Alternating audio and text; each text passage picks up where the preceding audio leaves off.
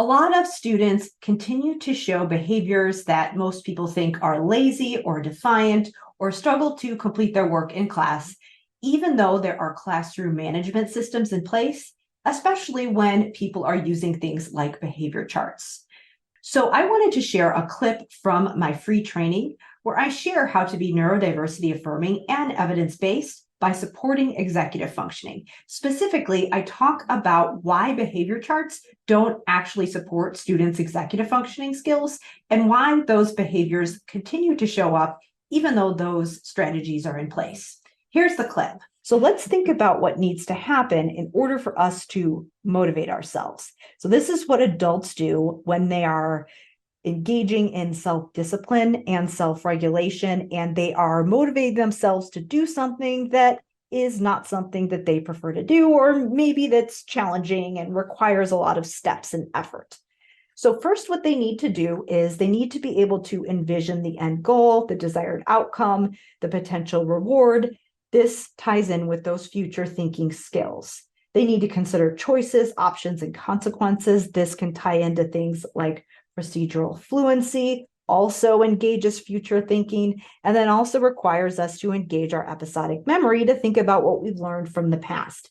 They have to visualize those steps, estimate how long it will take. They have to think about the potential obstacles and contingencies. Again, fluency and shifting, those types of skills. They have to generate options, which is fluency. And then they have to encode the steps into language. So not only are they visualizing and seeing themselves, we often have to use language to describe what steps we're doing. Sometimes they might even write it down. If you have something that requires you to do multiple steps, you might use a list as a strategy to keep you on track. Then we have to initiate the first step, evaluate our progress, and then we have to watch the time while we're doing it. And then throughout the process, through things like self-talk and visualization, we have to remind ourselves about the rewarding outcome, the choices and the consequences, all those things that we thought of at the beginning.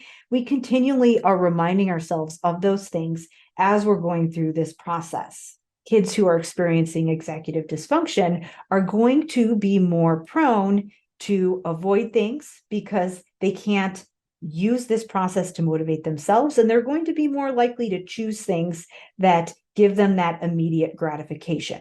Because again, the process of internal motivation is tied in with delayed gratification. So now let's think about what a behavior chart is doing. Well, a behavior chart does not give any reminder or does not give any cue to help envision those goals, those steps, or considering those choices, all of which are necessary in order for us to motivate and move ourselves forward. The consequences and rewards seem abstract. Those stickers might not mean something to kids.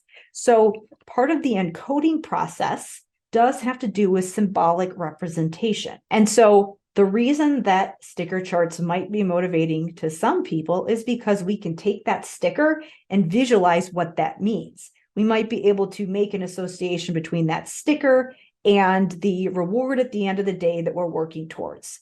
But if we struggle with executive functioning, that process of pairing those two things together is going to be abstract. And so those stickers aren't going to be that motivating for us. In addition, there's not any support with considering the obstacles and options we might have. What if we get stuck?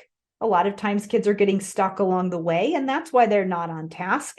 And they're not getting any support. So if they are refusing to do something because they're frustrated and they can't tell you where exactly they got stuck, that behavior chart that promises them a reward at the end of the day is not going to be helpful. It also does not help with that self-regulation, the shifting, the self-talk. There's not any visual that's giving them a tool to build time perception. They don't really have that experience of moving through a non-preferred task or a learning curve because they haven't gone through all the steps, which are the things that I have on the left side of the screen. You might be giving them the reward on their behavior chart right now, which is within their time horizon, which is within the time frame that they can sense.